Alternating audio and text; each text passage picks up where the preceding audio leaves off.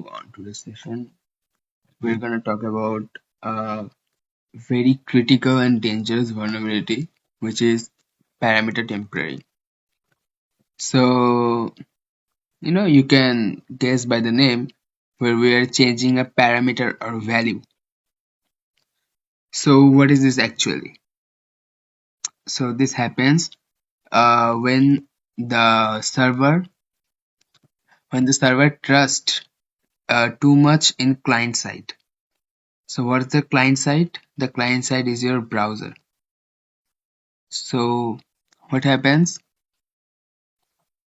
Okay, let's imagine we have a website that sells what I'll say, that sells water bottles. So it sells water bottles. So the price of a water bottle, let's say, is for now $5, and it's hosting on a website. So when the users try to add the product in the cart, the server, to save that in the server, so we can so the user can buy it later from the add to cart or anything like direct buy, even direct. So the server, what will do, it will make a connection with the client and it will ask the client, bro, what is the name of this product, or ID you could say,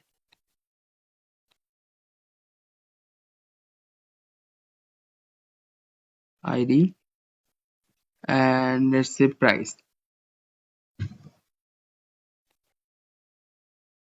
So server doesn't know the price, it is accessing the price value or the parameter from the client side or your browser, like the front end. So what happens, like sometimes hacker can intercept the HTTP request and change its value, and the server doesn't even notice. What the server should do?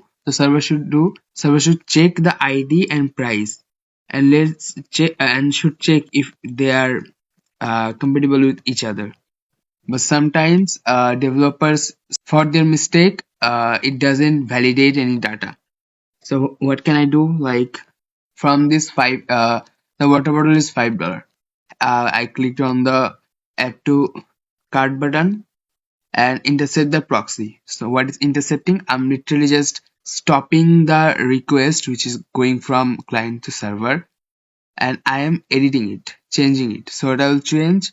I will change the $5. I'll change the price from $5 to, let's say, $1, and boom, the server accept it without validating, and that's a vulnerability which we are referring to as a parameter tampering. And not just price, we can change a user permission, like let's say we have a button to delete. When you click on the button, the server checks, are you a admin? You're an admin, and it's a boolean. So how do you know how the server would know you're an admin? It will ask the client, which is a bad practice. At the end of the day, let's say it's a Chrome, and asking the client, is he admin, and is giving a response, HTTP response equal, is admin equal, let's say, false, because you're not admin, you're just a normal person. What a hacker can do, a hacker will intercept with a proxy and change the value to true, which is a big vulnerability, a critical vulnerability. And this is a type of vulnerability which we call a business logic flow. Okay, Okay, that's what I just talked about. We can change price, user role, product, identifiers, then access permissions that we don't have need. So here's an example. We have an e-commerce site which loads up a product page which shows the price, which is $5 in this case.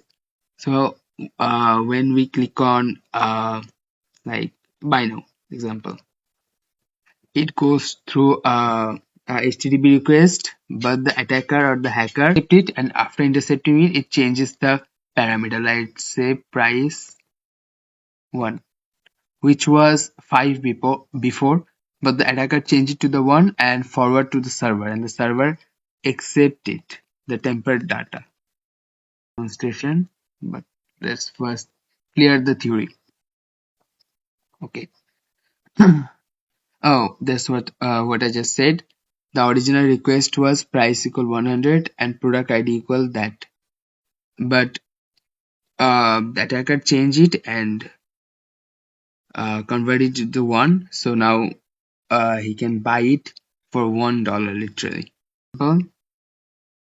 We're gonna use Burp Suite, which is a pen testing app to test web application manually.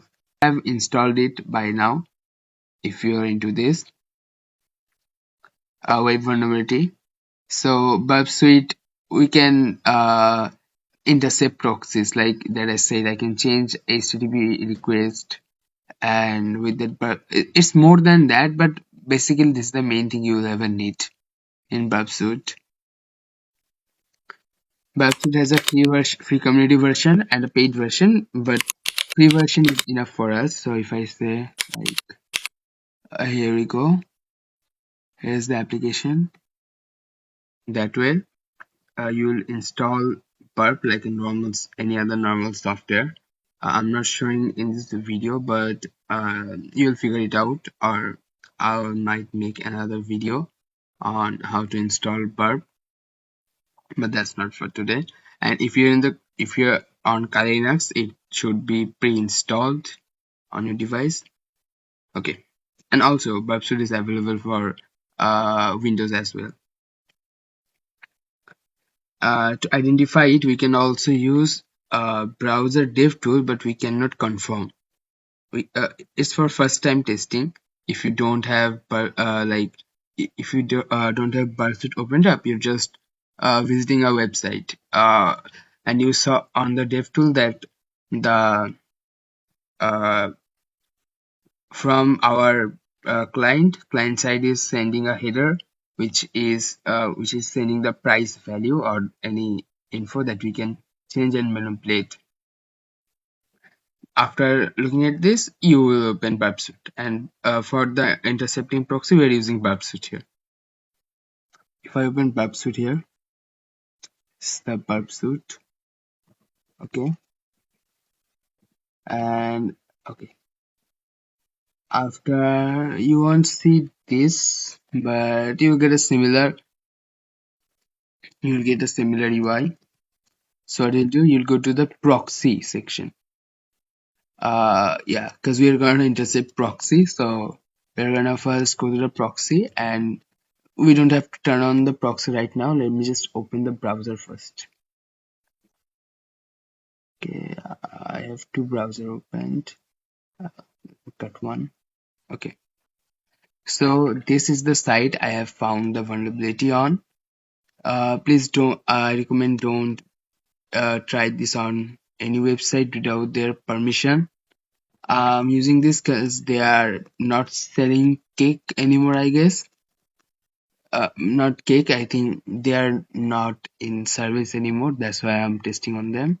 But do not test on anyone's without any legal permission, because it can put you in legal trouble. So what I'll do, let's say I wanna give someone a flower. I have already one in my card. Okay. Let's say I wanna give someone a flower. and I chose this flower. This looks good to me, and it's 449 Indian rupees, not in dollar, but yeah, let's consider this dollar. Let's this 449 dollar. So I'll open it up real quick. Okay, let's see what options we have. So this is the product ID. Also, they have the product ID, so they can easily stop this vulnerability code. What I would say, it's a dumb thing that it's a really dumb thing, really dumb vulnerability, but also pretty critical. Okay. For pin, I will just give some random value. Like it didn't even check for the value. I give anything, it accepts anything. So it's really vulnerable. This side is really vulnerable.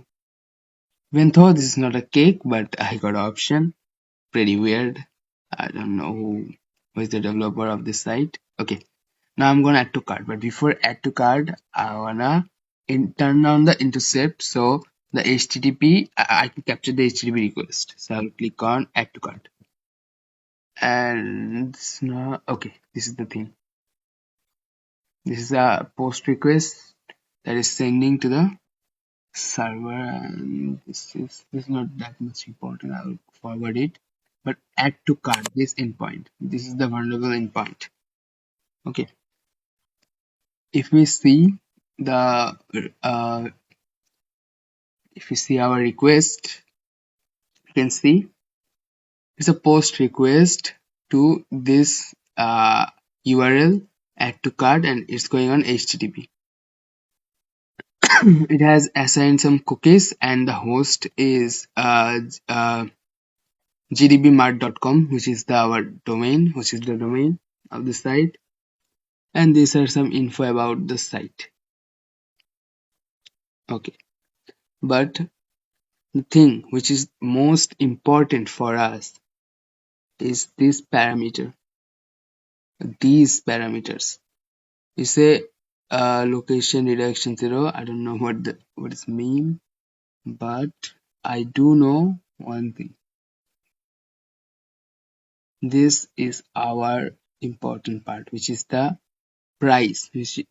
So the server is taking the price, ID, pin code, text, which I said hacked, and location from the client side. So I can literally change anything, any of them from here. I mean, yeah, the pin code and the text have some logical explanation why it's taken from the client side, but this makes really no sense, and it doesn't even validate that we are giving a right price or not. Okay, so let us just change the value real quick.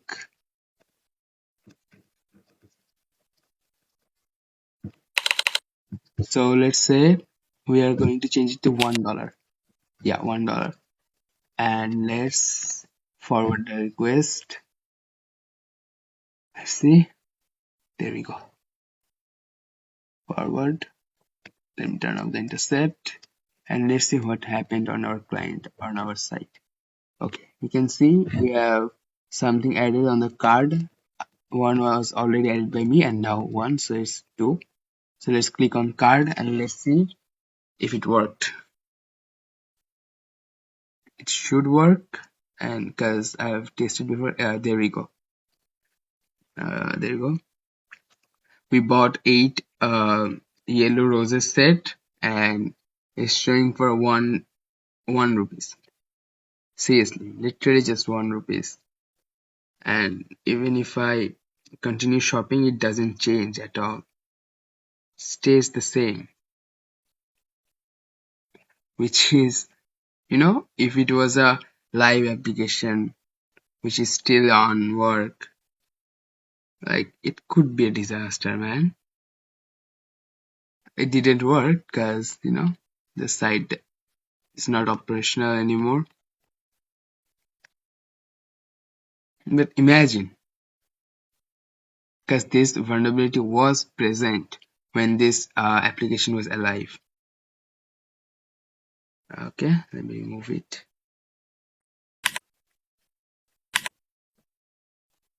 And we can see this damage a business really hard, like financial losses, unauthorized access, which is critical in it. Then the previous escalation. I mean, obviously we can change a person to an administrator and do some stuff that only administrators can do. So it's the previous privilege escalation, and obviously it abuses the business logic as we are manipulating price, quantities, and application behavior. So yeah, this is a pretty critical bug exists in many sites because let's say you're a developer, you're developing a site and you don't have any idea. To make it easy for the development process, you do what? You set up the server so that when someone click on buy now, before going to the payment method, it takes the price and the value, all the values from the client side to the server side, which you can do. Like, think you're a developer and you're developing this, but this could be dangerous, and you shouldn't, obviously. If you do, you must validate the data before accepting in the what you can say server side. Okay, and this parameter tampering has two formal name of a formal vulnerability name. One is external control of assumed immutable web parameter, which is I don't use. I like to call it client-side information of server-side security, which is more logical here in our case. Okay. Security and complete their lab on this parameter tampering, which will help you out a lot. And this is a great lab to solve. But I think I got some network issue, which why Swagger is not loading up. But I believe they have a lab called price manipulation. Yeah, I guess business logic vulnerabilities inside. They have excessive trust in client-side control, which I said, like we are putting too much trust on the client side, so it doesn't you can change the price and much more. But to find these vulnerabilities, you must be a critical thinker, because like after you saw you're on a web, let's say you're on Amazon.com, you're buying something and you just thought like how is the software working behind the scene.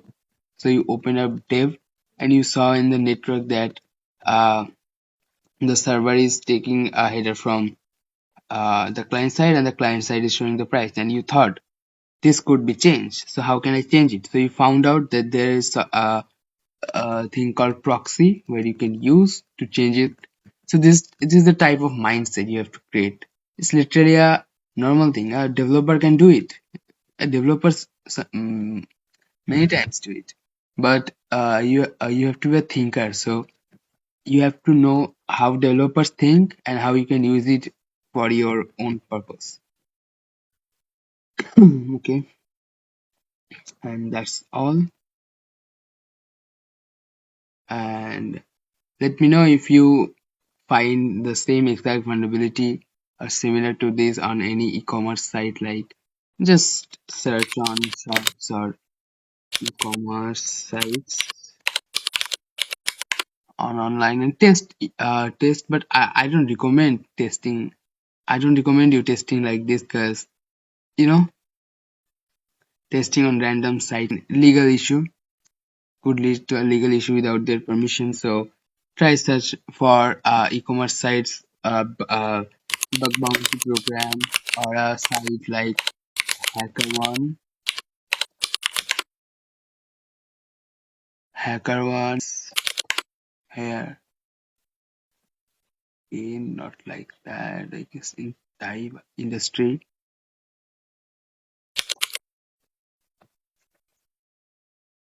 Or there should be commerce. Hmm. Right now. Okay. Let's say Amazon always. I think Amazon should have one. Yeah. So you can also test on Amazon actually. But first read their guidelines, or this can lead you to a trouble. Like they have some specific domains that you can test on and some specific ones that you can't. And if any program says you cannot test parameter tampering or client side excessive client side trust vulnerabilities, so you shouldn't. Or they can obviously they might have any honeypot or that kind of thing to trap you.